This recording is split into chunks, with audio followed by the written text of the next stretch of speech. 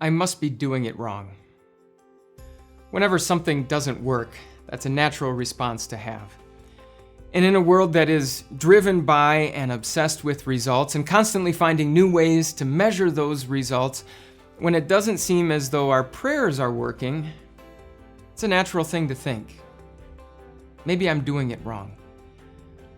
That issue came up in the experiment on prayer that we're talking about this week.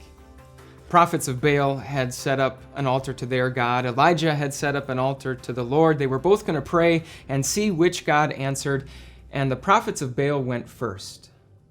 So they prayed and prayed and prayed all morning long, no answer. So then they danced around the altar that they had made.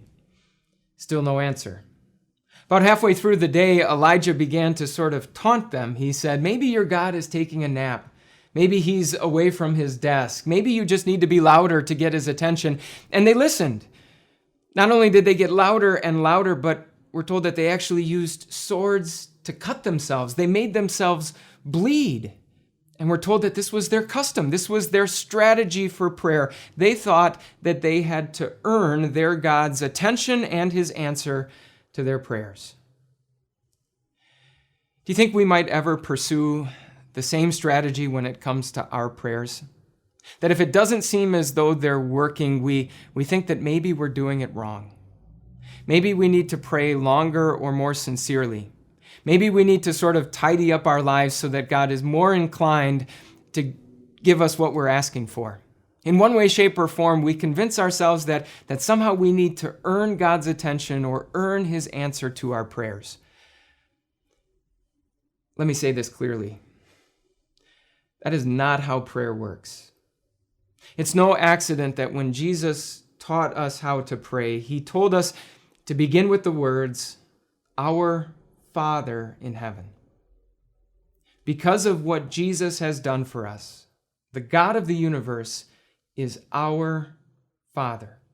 He is as pleased with and as proud of us as any earthly father could possibly be of his children. And so it's no wonder that if we think that we somehow need to earn God's kindness or his favor with our performance, that he would actually be insulted by that. I mean, if you had a child who thought that the only time you were ever going to do something nice for them was when they did something good first, you'd be insulted too. Jesus actually addresses the proper strategy for prayer when he says this: "When you pray, do not keep on babbling like the pagans, for they think that they will be heard because of their many words. Do not be like them, for your Father knows what you need before you ask him." If it doesn't seem as though our prayers are working, it's not because we're doing it wrong.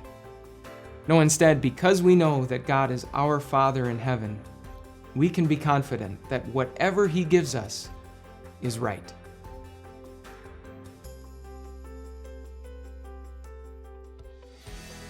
Hey, it's Pastor Mike. Thanks so much for listening today. If you enjoy this podcast but want to go even deeper in your faith, I want to invite you to check out all the great content that we put out here at Time of Grace. The easiest way for you to do that, and the way that I personally do that, is by signing up for the Time of Grace email. I might be biased, but I think the Time of Grace team does a great job putting all into one email: a written devotion, a video devotion, a blog post, podcasting options. It's the way that I love to start my day, and if you want to go deeper with Jesus, it's a great way to start yours too. Just look for the link in the episode notes to sign up, and thanks for your support.